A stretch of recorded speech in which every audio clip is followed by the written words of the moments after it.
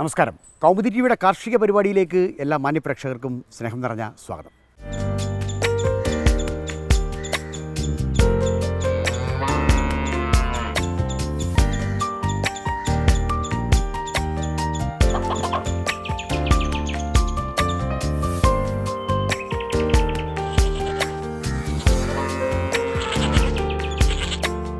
വ്യത്യസ്തമായ ഒരു എപ്പിസോഡുമായാണ് ഇത്തവണ ഹരിതം സുന്ദരം പ്രേക്ഷകരുടെ മുന്നിലെത്തുന്നത്. കേരളത്തെ വിറപ്പിച്ച ധാരാളം നാട്ടാനകളുടെയും കാട്ടാനകളുടെയും കഥകൾ നമ്മുടെ മുന്നിലുണ്ട്. അപ്പോഴൊക്കെയും ഉപയോഗിക്കേണ്ടി വരുന്നത് അല്ലെങ്കിൽ ആശ്രയിക്കേണ്ടി വരുന്നത് മയക്കുവെടിയാണ്. എന്താണ് മയക്കുവെടി ചികിത്സ? എന്തൊക്കെയാണ് അതിൻ്റെ നടപടിക്രമങ്ങൾ? ഇത്തരം കാര്യങ്ങൾ ഇപ്പോഴും കേരളീയർക്ക് സുപരിചിതമല്ല. അത്തരം കാര്യങ്ങൾ പരിചയപ്പെടുത്തുന്ന ഒരു എപ്പിസോഡാണ് ഞങ്ങൾ ഇപ്പോൾ അവതരിപ്പിക്കുന്നത്. തെക്കൻ കേരളത്തിലെ ഏറ്റവും വലിയ ഗജമേളയായ ആനയടി പഴയിടം നരസിംഹസ്വാമി ക്ഷേത്രത്തിൽ നിന്നും കാണാം ഹരിതം സുന്ദരം.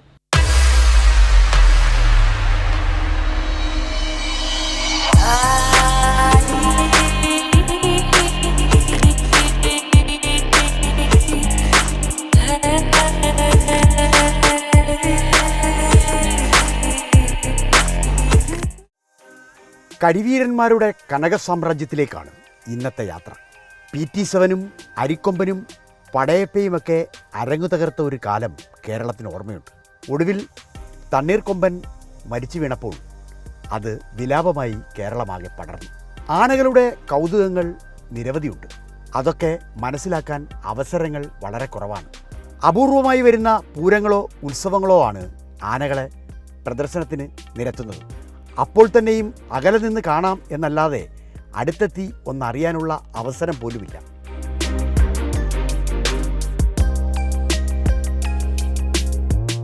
കടൽ പോലെ തന്നെ കൗതുകങ്ങളുടെ കൂടാരമാണ് ആനകൾ. തെക്കൻ കേരളത്തിലെ ഏറ്റവും വലിയ ഗജമേളയായ ആനയടി ഗജമേളയിൽ അങ്ങനെയാണ് ഞങ്ങൾ എത്തിയത്. 60ഓളം കരിവീരന്മാരാണ് ഇവിടെ ഉത്സവത്തിനെത്തുന്നത്. മധ്യ കേരളത്തിലെയും വടക്കൻ കേരളത്തിലെയും തെക്കൻ കേരളത്തിലെയും പ്രശസ്തരായ ആനകൾ അത്രയുമുണ്ട്. മകരമാസത്തിലെ തിരുവോണം നക്ഷത്രത്തിലാണ് വൈഷ്ണവ ക്ഷേത്രമായ പഴയിടം നരസിംഹസ്വാമി ക്ഷേത്രത്തിലെ ഉത്സവം. എഴുന്നള്ളിപ്പാണ് ഇവിടെ പ്രധാന നേർച്ച. കരിവീരന്മാരെ അലങ്കരിച്ച് നെറ്റിപ്പട്ടം വെച്ച് കെട്ടിയാണ് എഴുന്നള്ളത്ത് നടത്തുക. ക്ഷേത്രത്തിന് വലം വെച്ച് മാല കൈമാറിയാണ് ആനകൾ യാത്രയാകുന്നത്.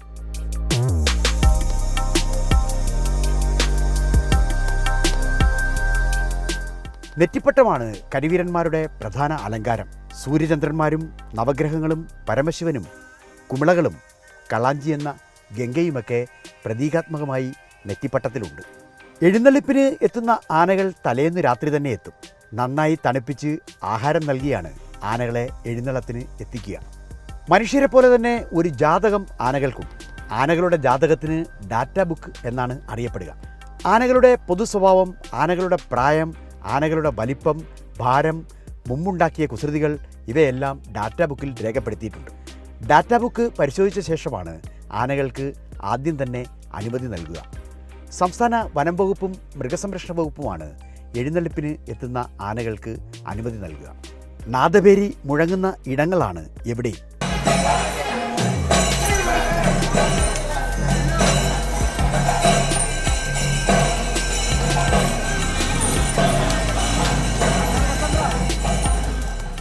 ഈ ഉത്സവ പരമ്പരയിൽ ഞങ്ങളെത്തുന്നത് ഓരോ ആനകളെക്കുറിച്ചും അറിയുവാനും മയക്കുവെടി ശാസ്ത്രം പരിചയപ്പെടുത്തുവാനുമാണ്.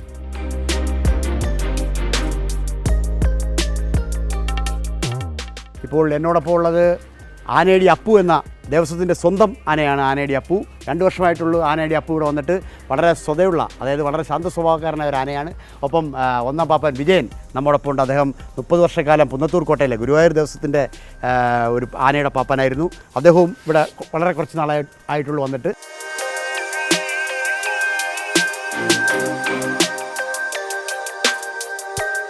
എനിക്ക് പിന്നിൽ കാണുന്നത് ഉണ്ണി മങ്ങാട് ഗണപതി എന്ന ആനയാണ്. തെക്കൻ കേരളത്തിലെ ഏറ്റവും വലിയ ആനത്താവളമായ പുത്തൻകുളത്തെ ആനയാണ് ഉണ്ണി മങ്ങാട് ഗണപതി.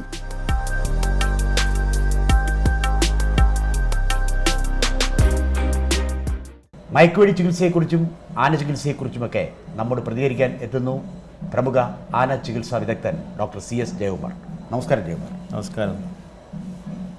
ഏറ്റവും ഒടുവിലത്തെ കാര്യം തന്നെ നമുക്ക് തണ്ണീർക്കൊമ്പൻ.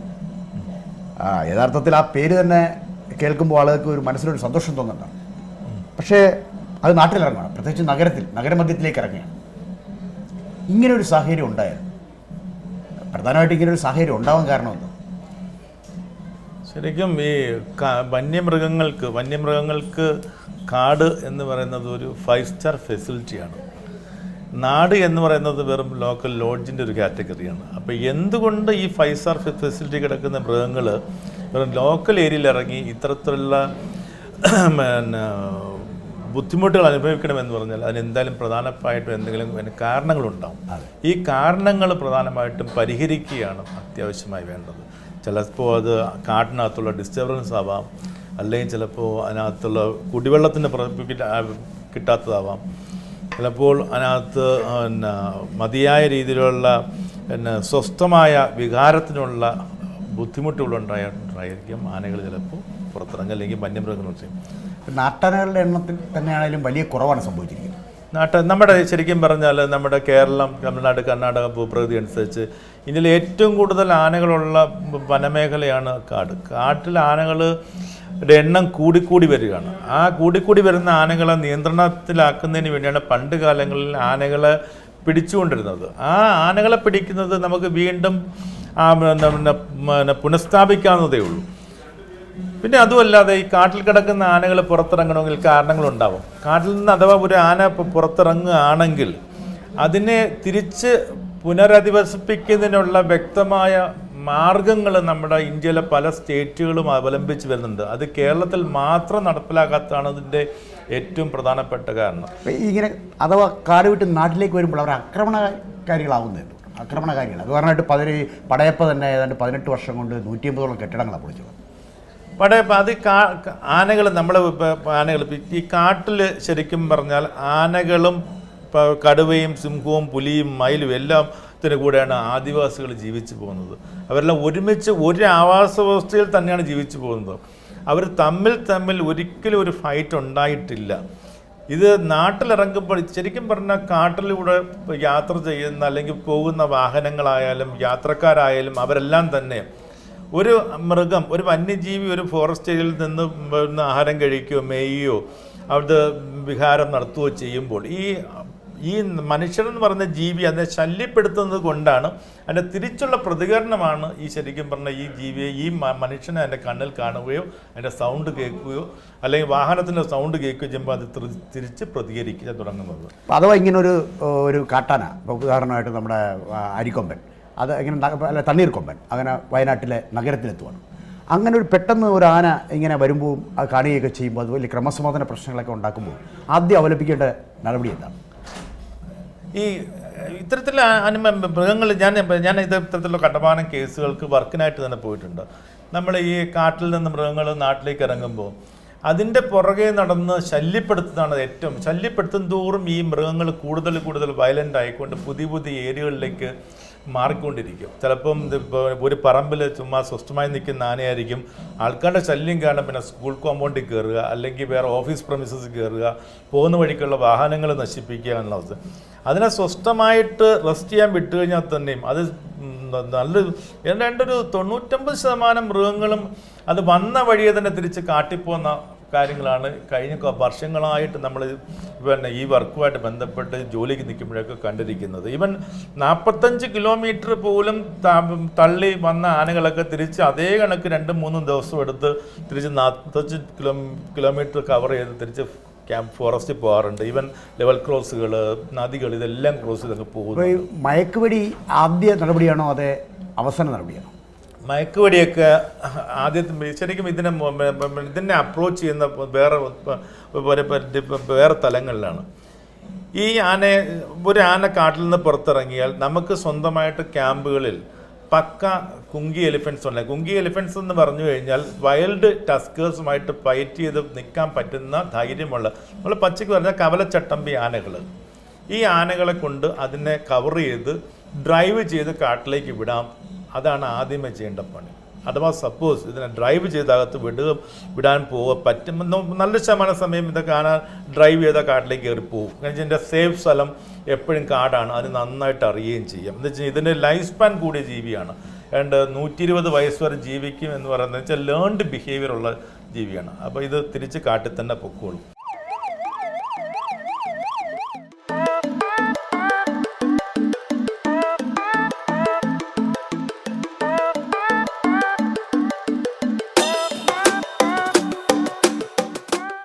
ആനകളെ മയക്കുവെടി വയ്ക്കുന്ന സംവിധാനത്തെക്കുറിച്ച് നിരവധി തർക്കങ്ങൾ നടക്കുന്ന ഒരു സമയത്താണ് നമ്മൾ നിൽക്കുന്നത്.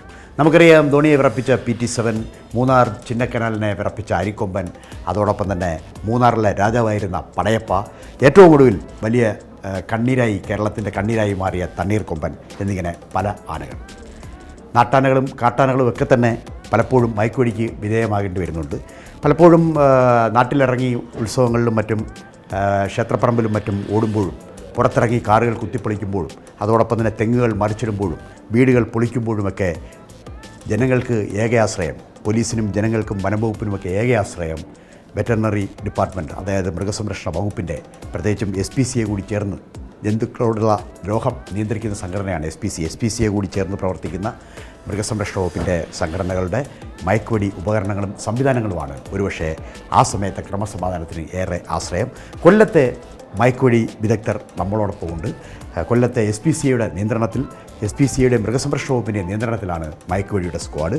മയക്കുവെടി വെക്കാനുള്ള എല്ലാ സംവിധാനങ്ങളും, ആംബുലൻസ് സഹിതമുള്ള എല്ലാ സംവിധാനങ്ങളും കൊല്ലത്തെ മൃഗസംരക്ഷണ വകുപ്പിനും SPCയ്ക്കും ഉണ്ട്.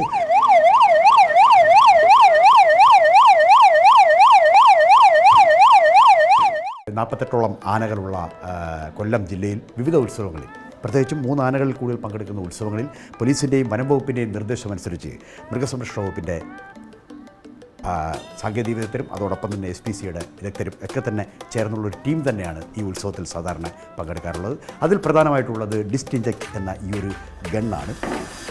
ഈ ഗണ്ണാണ് യഥാർത്ഥത്തിൽ ക്യാപ്ചർ ഗൺ, അതായത് ആനയെ മയക്കുവെടി വെക്കുന്ന പ്രധാനപ്പെട്ട ഒരു ഉപകരണം. അതായത് ഒരു മരുന്നിനെ വളരെ ദൂരേക്ക് പ്രൊജക്റ്റ് ചെയ്ത് കൊണ്ടുപോകാൻ കഴിയുന്ന ഉപകരണം എന്ന് മാത്രമേ ഈ തോക്കിനെ നമുക്ക് വിശേഷിപ്പിക്കാൻ കഴിയൂ.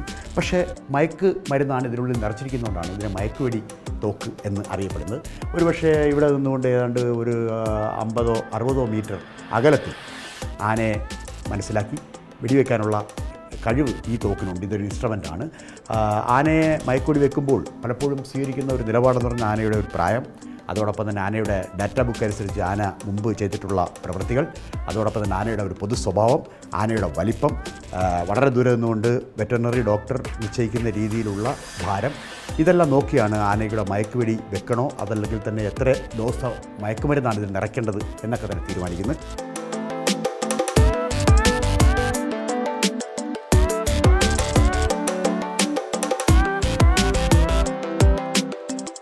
അപ്പോൾ ഇതൊരു ബാരലാണ്. ഇതിലേക്കാണ് നമ്മൾ മയക്കുമരുന്ന്, കൃത്യമായ ഡോസ് നിശ്ചയിച്ച് മയക്കുമരുന്ന് ഇതിനാണ് നിറയ്ക്കുന്നത്. പിന്നീട് നമ്മൾ ഇതിൽ ഘടിപ്പിക്കാൻ പോകുന്നത് ഇപ്പോൾ ഒരു ബുഷാണ്. ആ ബുഷിനുള്ളിലേക്ക് ഒരു കാറ്ററിഡ്ജ് ഘടിപ്പിക്കുകയാണ് ചെയ്യുന്നത്. ആ കാറ്ററിഡ്ജാണ്, അതായത് ചെറിയ എക്സ്പ്ലോഷൻ, അതായത് ചെറിയ സ്ഫോടനം ഉണ്ടാക്കുന്ന കാറ്ററിഡ്ജാണത്. അതിനുശേഷം ഒരു ഫ്ലൈറ്റ്, അതായത് ഇതിൻ്റെ ദിശ നിയന്ത്രിക്കുവാൻ വേണ്ടി. കാരണം നമ്മളിതിപ്പോൾ ഈ ഗണ്ണെടുത്ത് ഇതിനുള്ളിൽ നിറച്ച്, ബാരലിൽ നിറച്ചതിന് ശേഷം വെടിവെക്കുമ്പോഴേക്കും പുറത്തുള്ള വായു സമ്മർദ്ദമൊക്കെ കൂട്ടി അങ്ങോട്ടും ഇങ്ങോട്ടും പോകാതിരിക്കാൻ വേണ്ടി കൃത്യമായ ഉന്നം പിടിച്ച് ചെയ്യുമ്പോൾ ഫ്ലൈറ്റ്, അതിൻ്റെ ഗതി നിയന്ത്രിക്കാൻ വേണ്ടിയുള്ള ഫ്ലൈറ്റാണ് ഇപ്പോൾ റിജു അതിൻ്റെ പിന്നിൽ ഘടിപ്പിക്കുന്നത്. ഇപ്പോൾ ഇത് റെഡിയായി കഴിഞ്ഞു. ഇനി ഇതിലേക്ക് മരുന്ന് നിറയ്ക്കുക, തുടർന്ന് ആനയുടെ പുറത്തേക്ക് ആ മരുന്ന് ചെന്ന് കയറത്തക്ക രീതിയിലുള്ള സൂചി, അതാണ് എൻ്റെ കയ്യിലിരിക്കുന്നത്. ഇനി മരുന്നാണ് തീരുമാനിക്കേണ്ടത്. മരുന്ന് സാധാരണഗതിയിൽ 4.5 മുതൽ 5 ടൺ വരെ, അല്ലെങ്കിൽ 3.5 മുതൽ 5 ടൺ വരെ ഭാരമുള്ള ആനകളാണ് കേരളത്തിൽ കൂടുതലുള്ളത്, നാട്ടാനകൾ. അപ്പോൾ അങ്ങനെയാണെങ്കിൽ പൊതുവേ ഒരു 5 മില്ലി മരുന്ന് വളരെ സേഫായിട്ട്, സൈലസിൻ എന്ന് പറയുന്ന മരുന്നാണ്. അപ്പോൾ ഈ മരുന്ന് നമുക്ക് സിറിഞ്ചിൻ്റെ, അതായത് ഫ്ലൈറ്റ് സിറിഞ്ചിൻ്റെ ആ ബാരലിലേക്ക് നമ്മൾ നിറയ്ക്കുക. ഇനി അടുത്ത അതിൻ്റെ നീഡിൽ, അതായത് അതിൻ്റെ സൂചി, ആനയുടെ ശരീരത്തിലേക്ക് ഇറങ്ങി ചെല്ലേണ്ട ഒരു സൂചി അതിൽ ഘടിപ്പിക്കുകയാണ് ചെയ്യുന്നത്.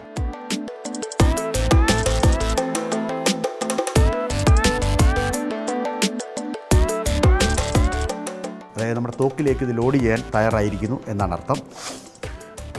ഇനി നമ്മുടെ തോക്കിലേക്ക് ഇത് ലോഡ് ചെയ്യുന്നതിന് മുമ്പ് ശ്രദ്ധിക്കേണ്ട ചില കാര്യങ്ങളുണ്ട്. ഒന്ന്, തോക്കിൻ്റെ ബാരൽ പേറ്റൻ്റാണോ, അവൾ മറ്റടവുകളോ മറ്റ് കാര്യങ്ങളൊക്കെ ഉണ്ടോ, സുഖമായി ഇതിലേക്കൂടെ വളരെ നിസ്സാരമായി നല്ല അനായാസേന തന്നെ ഇതിനെ കടന്നു പോകാൻ കഴിയുമോ എന്നുള്ള കാര്യങ്ങൾ തീരുമാനിക്കേണ്ടതുണ്ട്.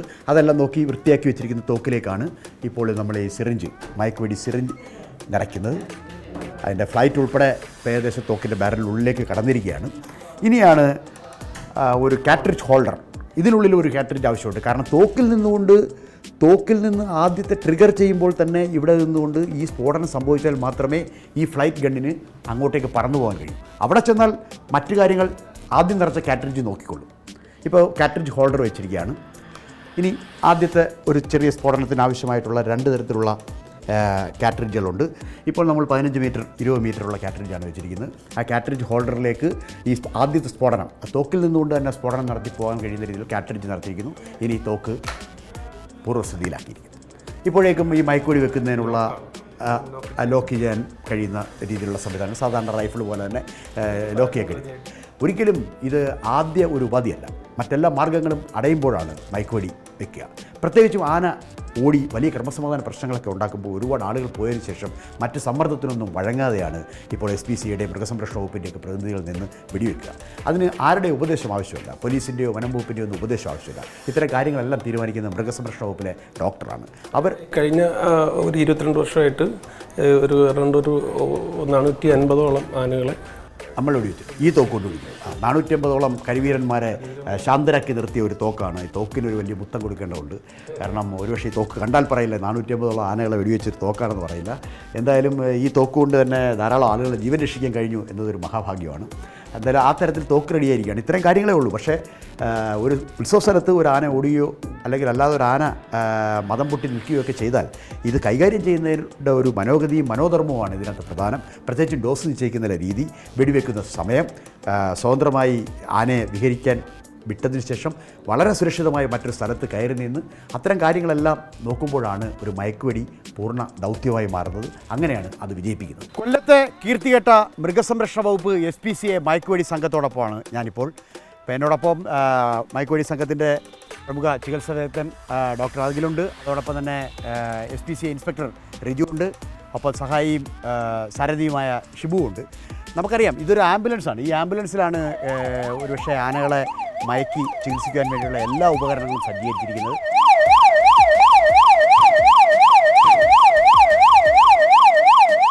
ആന വളരെ അടുത്താണ്, നിയന്ത്രിക്കാൻ കഴിയും, നമുക്ക് കടന്നു ചെല്ലാൻ കഴിയും. ഇനി ആന ഏതെങ്കിലും കാരണവശാൽ നമ്മളെ ആക്രമിക്കാൻ വരികയോ അല്ലെങ്കിൽ തിരിഞ്ഞു വരികയോ ചെയ്താൽ നമുക്ക് ഓടി രക്ഷപ്പെടാൻ കഴിയും എന്നൊക്കെ മനസ്സിലാക്കിയാൽ, മറഞ്ഞു നിൽക്കാൻ ഒരു മരമുണ്ട് എന്നൊക്കെ മനസ്സിലാക്കി കഴിഞ്ഞാൽ അവിടെ പ്രയോഗിക്കുന്നത് പോൾ സിറിഞ്ച് എന്ന ഉപകരണമാണ്. പോൾ സിറിഞ്ച് മറ്റൊന്നുമല്ല, ഒരു നീളത്തിലുള്ള ഒരു സാധാരണ സിറിഞ്ചിൻ്റെ പ്രവർത്തനങ്ങൾ തന്നെയാണ് ഇതിൽ നടക്കുന്നുണ്ടെങ്കിൽ പോലും ഇത് വളരെ നീളത്തിൽ നമുക്ക് ഒരുപക്ഷെ ഏതാണ്ട് റിജു പ്രവർത്തിപ്പിക്കുന്നത് പോലെ വളരെ നീളത്തിൽ അത് മുകളിലേക്ക് കൊണ്ടുപോയി നമുക്ക് അത്ര അകലത്തിൽ നിന്നുകൊണ്ട് ഏതാണ്ട് എത്ര മീറ്റർ വരും റിജു?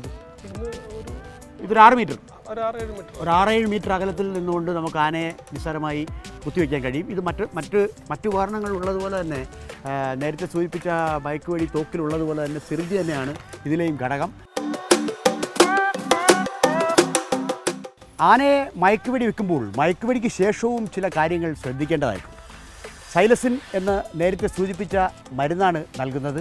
അത് പുറത്തു നിന്ന് നോക്കി ആനയുടെ ഭാരം, സ്വഭാവം, ആനയുടെ വലിപ്പം ഇവയൊക്കെ തീരുമാനിച്ച്, പുറത്തുള്ള കാലാവസ്ഥ ഇവയൊക്കെ തീരുമാനിച്ചിട്ടാണ് അതിൻ്റെ ഡോസ് നിശ്ചയിക്കുന്നത്. അങ്ങനെ ആന മയക്കുവെടി കൊണ്ട് മയങ്ങിയാൽ ആദ്യം തന്നെ കണ പുറത്തിടുകയാണ് ചെയ്യുക. ജനനേന്ദ്രിയം പുറത്തിട്ട് അത് ഉള്ളിലേക്ക് വലിക്കാൻ കഴിയാത്ത രീതിയിൽ ആനകളാകും. തുടർന്ന് ചെവിയാട്ടം നിലയ്ക്കുകയും തുമ്പിക്കൈയുടെ ആട്ടം നിലയ്ക്കുകയും ആനയുടെ വാലാട്ടം നിലയ്ക്കുകയും ഒക്കെ ചെയ്യുമ്പോഴാണ് ആന ഏതാണ്ട് മയങ്ങി എന്ന് മനസ്സിലാവുന്നത്. പിന്നീട് ഏതാണ്ട് ഒരു അരമണിക്കൂർ, കൃത്യമായ ഡോസാണെങ്കിൽ ഒരു അരമണിക്കൂർ കഴിഞ്ഞാൽ ആന ഈ സ്നോറിങ് അഥവാ കുറുകൽ എന്ന ഒരു സ്വഭാവം കൂടി കാണിക്കും. അത് കാണുമ്പോൾ കൃത്യമായ മയക്കത്തിലേക്കാണ് ആന പോകുന്നത് എന്ന് മനസ്സിലാക്കാൻ കഴിയും. ഇത്തരം കാര്യങ്ങളൊക്കെ മനസ്സിലാക്കിയാൽ പിന്നീട് ഓടിച്ചെന്ന് ആനയെ നടയും അമരവും പൂട്ടുകയൊന്നുമല്ല ചെയ്യുക. ഈ ആനയുടെ നേരത്തെ സൂചിപ്പിച്ചതുപോലെ ആനയുടെ മസിലുകൾ മാത്രമാണ് ശാന്തമാകുന്നത്, മസിലുകൾ മാത്രമാണ് തളർന്നു പോകുന്നത്, മനസ്സ് തളരുന്നില്ല. അപ്പോൾ വീണ്ടും ആനയെ പ്രകോപിപ്പിക്കാനോ കൂടുതൽ ശബ്ദമുണ്ടാക്കാനോ ഒന്നും ചെയ്യാതിരിക്കുകയാണ് പതിവ്. സാധാരണ ഇതിൽ കെട്ടുകയാണ് ചെയ്യുന്നത്. അപ്പോൾ ഒന്നാം നടയെ കെട്ടി വലിച്ചു, പിന്നീട് രണ്ടാം നട കെട്ടി വലിക്കുകയാണ് സാധാരണ ഇത് ചെയ്യുന്നത്. ആനയുടെ നടയിലും അമരത്തിലുമൊക്കെ ചങ്ങല ഇട്ടിട്ടുണ്ട്. നമുക്ക് അമരത്തിൽ, അതായത് പിൻകാലുകളിൽ ചങ്ങല അഴിഞ്ഞു കിടക്കുന്നു, അല്ലെങ്കിൽ ഓടുന്ന ആനയുടെ ഏതെങ്കിലും ഒരു ചങ്ങലയുടെ ഒരു കണ്ണി മറ്റും അറ്റുകിടക്കുന്നു എന്ന് കണ്ടാൽ ആ ചങ്ങലയിൽ കൊളുത്തി പിന്നീട് ഈ റോപ്പിലേക്ക് ആനയെ നിയന്ത്രണത്തിൽ കൊണ്ടുവരാൻ സാധിക്കുന്ന രീതിയിലുള്ള ഒരു ഉപകരണമാണ് ഹൂക്ക് എന്ന് പറയുന്നത്. ഇതും കൊല്ലം മൃഗസംരക്ഷണ വകുപ്പ് SPCA സ്വന്തമായി നിർമ്മിച്ചതാണ്. ഈ ഹൂക്കിൻ്റെ ഈ ഒരു വളഞ്ഞിരിക്കുന്ന ഈ ഒരു ഭാഗം ചങ്ങലയുടെ ഏതെങ്കിലും ഒരു കണ്ണിലേക്ക് കയറ്റിയിടുകയും തുടർന്ന് ഈ റോപ്പ് ഇതിൻ്റെ ഘടിപ്പിച്ചിരിക്കുന്ന ഈ പൈപ്പ് വലിച്ചൂരുകയും ചെയ്താൽ അതൊന്ന് ഊരി ഇപ്പോൾ റജു നമുക്ക് കാണിച്ചു തരും അതെങ്ങനെയാണ് ഊരുന്നത്. ഇങ്ങനെ വലിച്ചൂരി കഴിഞ്ഞാൽ തീർച്ചയായിട്ടും ആ ചങ്ങലയിലുള്ള പിടുത്തമായി ആന പൂർണ്ണ നിയന്ത്രണത്തിലായി. അമരത്തിൻ്റെ ഒരു ഭാഗം നമ്മുടെ കയ്യിൽ, അമരത്തിൻ്റെ ഒരു കാവൽ നമ്മുടെ കയ്യിൽ, കരുതൽ നമ്മുടെ കയ്യിൽ ഉള്ളതുപോലെ തന്നെ നമുക്ക് തോന്നും. അതാണ് ഈ റോപ്പ് എന്ന് പറയുന്ന ഉപകരണം.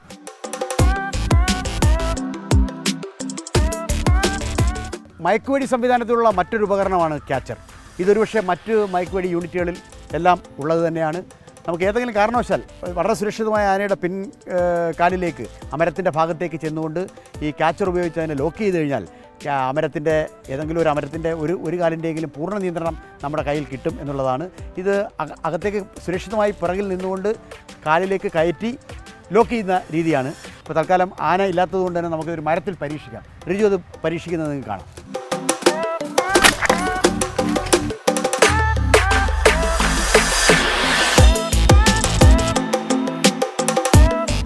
ധാരാളം ആനകളെ ഇത് ഉപയോഗിച്ച് മരിക്കാൻ കഴിഞ്ഞിട്ടുണ്ട് അല്ലേ റിജു? ഒരുപാട്